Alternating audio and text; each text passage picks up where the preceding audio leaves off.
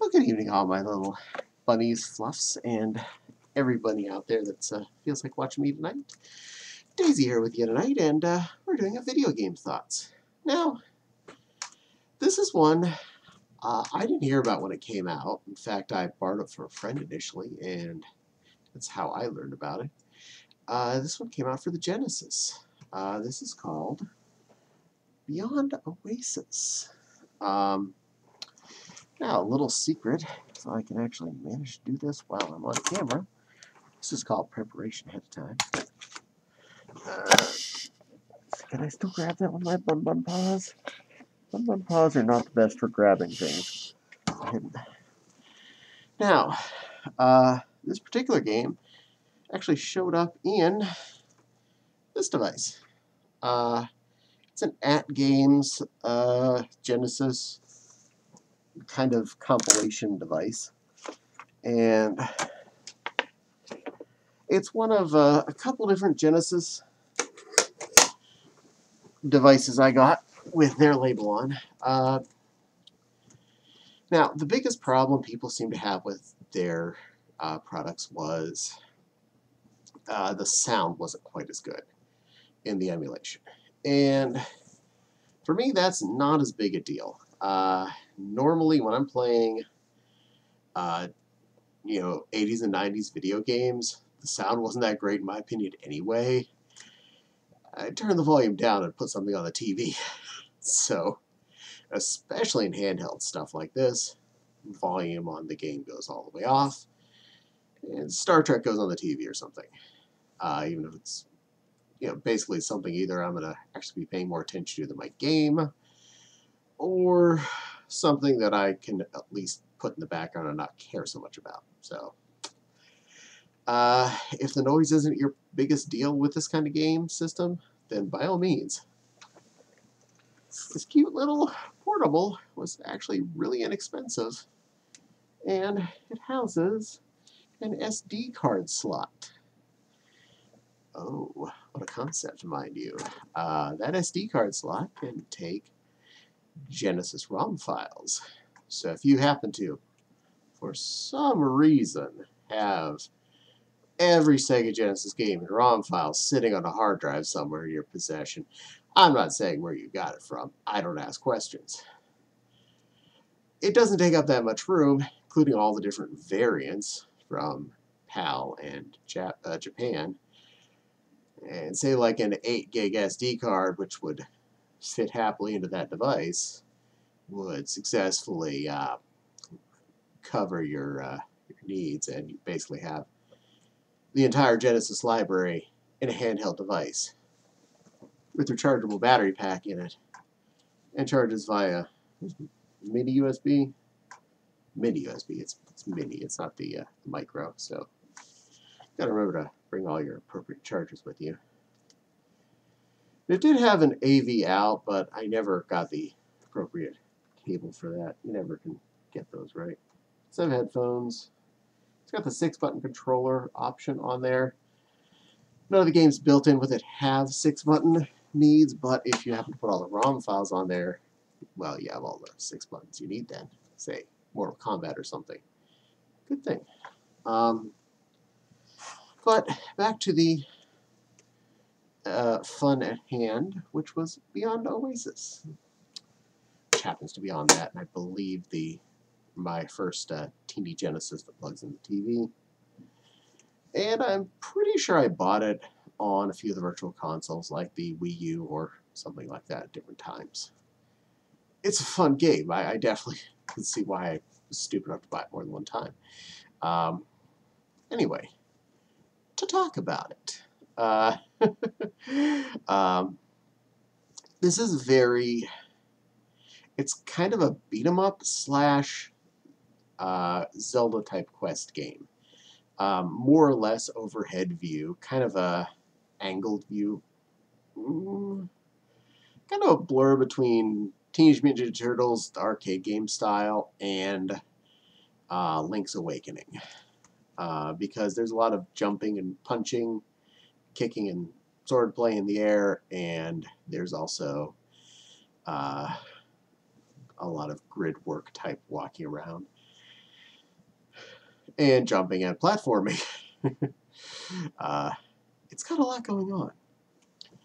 Now, this game you start off with a dagger and a magic gauntlet thingy you found, which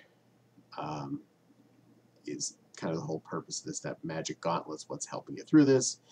And your dagger is the only weapon you start with that doesn't run out. Now, that's an important factor. It's good. It does its job. You will never not have a weapon. I'm looking at you, Zelda, Breath of the Wild. I'm looking at you. But you always have this pretty darn okay dagger.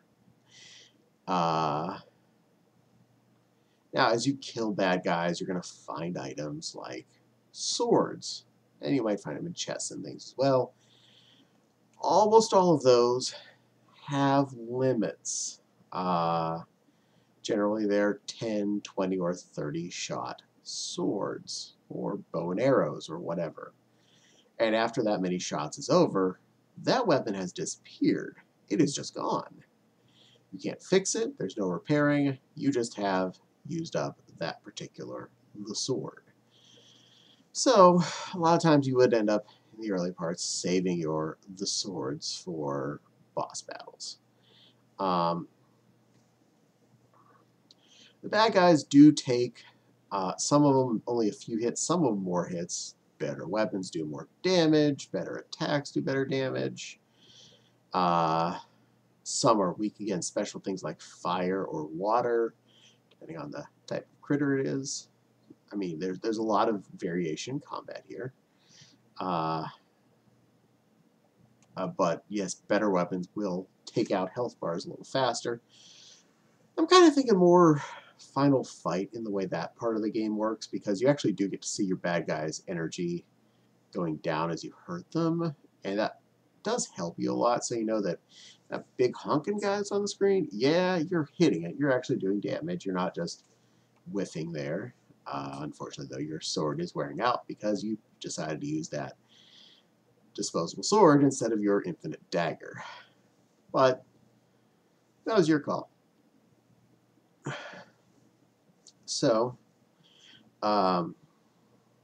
this game also has a pretty intense map, which when you first see it, you're just assuming you're only going to be in certain areas and some of it's just decorative backdrop. No. You step on pretty much every inch of that map, including the things you think aren't really ground, they're just kind of fluff in the background. No. That's all map.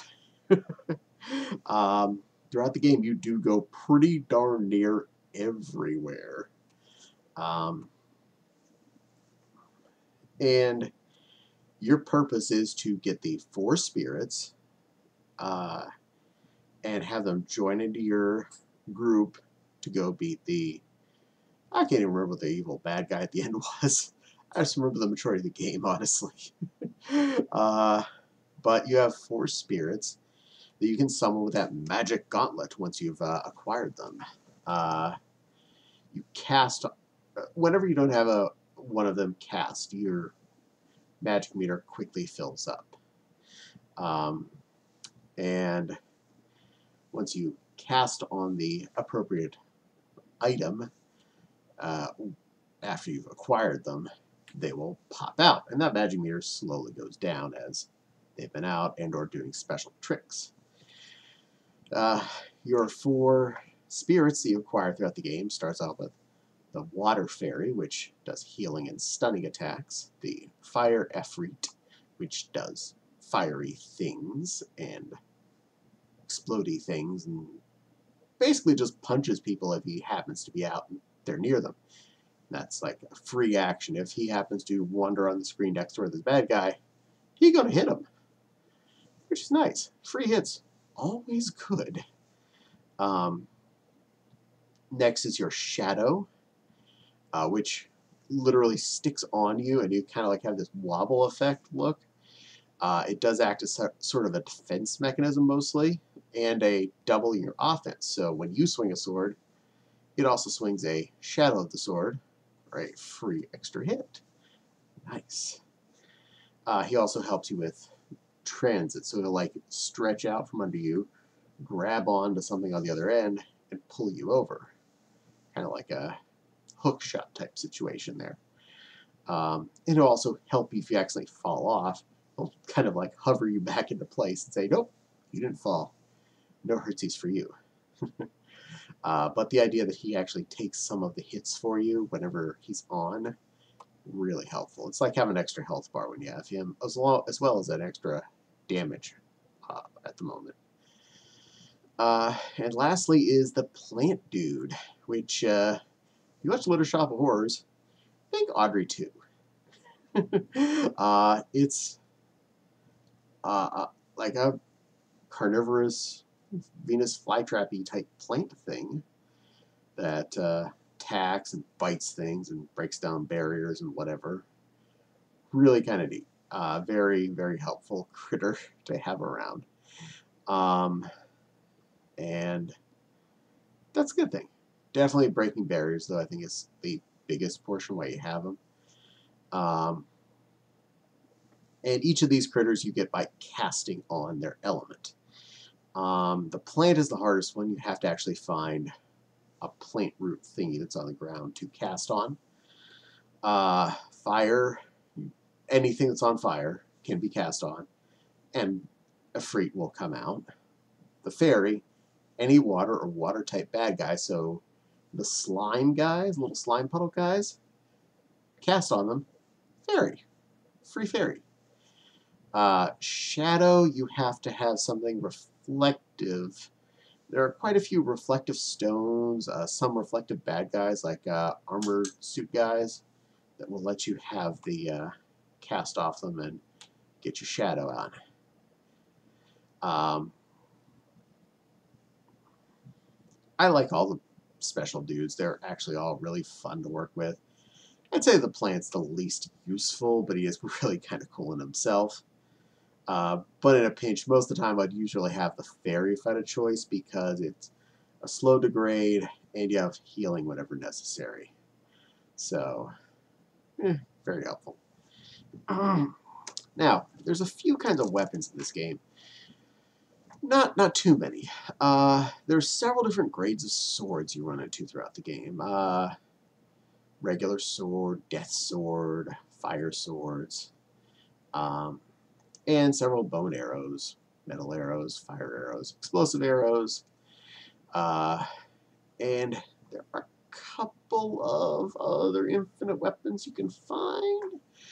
But they all come at a quest price. The fire bow, you have to use Efreet's. It's a race with him, and you have to race him around this racetrack a certain number of times as fast as possible using his zoop forward function. You use it creatively and make sure you get around the path as quickly as possible to unlock the best treasure, which is the infinite fire bow. There is also an infinite metal bow. There's, as far as I found, no infinite, explosive bow. But there's also bombs in the game. You can find those. Forgot about that. They're just kind of like bombs from Zelda. Not that exciting, but they work. Different size than those two, so use what you got.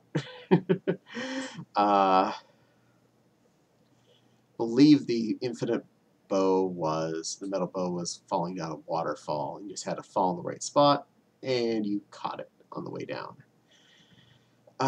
The other one I remember for sure was the infinite fire sword, which is definitely the most valuable, probably the most taxing to get, especially if you didn't level up much. It is a 100 level dungeon that keeps getting progressively harder as you go down. Every 10 floors you get a reward, and the final 100th floor, the reward is the fire sword. So, it keeps getting darker and darker every 10 floors, and the bad guys keep getting harder and harder. You cannot use the shadow guy with you. When you go in, you lose whoever's cast with you. You don't get to keep that. It's part of the start of this. Now you can cast on things in there. So say if you had some way to make fire, you can cast a fruit and you can punch things. You can potentially get the shadow guy, but the whole purpose is you have to fall down a hole every time you get to the next floor, which he effectively stops you from doing. There are items that you can cast on to make the plant guy come out, but now you've wasted a consumable to create the plant guy for not a lot of reason, because it's just an extra hit, and that's not necessarily super useful right now. What is useful is anytime you see a floor with slimes, cast on them, get yourself a fairy. You keep healing with that for a little while. Very useful. But once you've done that 100 floors, you get to the bottom. Ta-da, fire sword. You are awesome. And it doesn't break.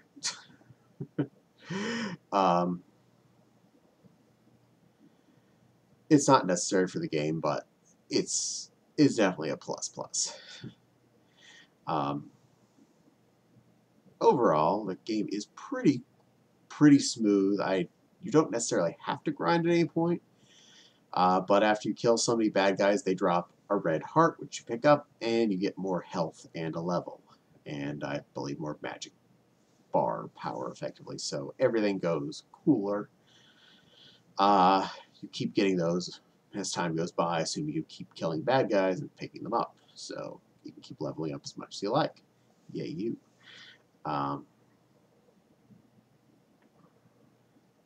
Overall, it's a pretty fair game. The story is kind of fun to be in part of. It's not a lot of words as much as it is the concept of what's going on. You can follow along without paying attention to the actual story. You can see the story happening, and you just, well, things happen on screen. It's definitely a show don't tell kind of situation, and that's really one of the best ways that game can be. Graphics were definitely pretty darn good for the Genesis. I'm thinking around Turtles Manhattan Project / Turtles in Time style graphics and quality. Very much a good adventure environment. Very Zelda-esque in that, because you could just keep going in directions. There were screen breaks, but the screen did go up and down for a lot of it, so you could have a big map at any given time. And lots of adventure type bad guys like slimes and little bouncy guys and people with swords and ogre type people and all sorts of stuff to kill. So yeah, 100%. If you like your Zeldas, and maybe you're a fan of beat 'em ups in some extent, but you really like your RPG elements mostly, this is definitely up your alley. If you can find a physical cart, awesome. If not, it's been on a lot of the MU cartridge systems, like I was mentioning, and it's a blast. I would definitely keep playing it again. It was entertaining.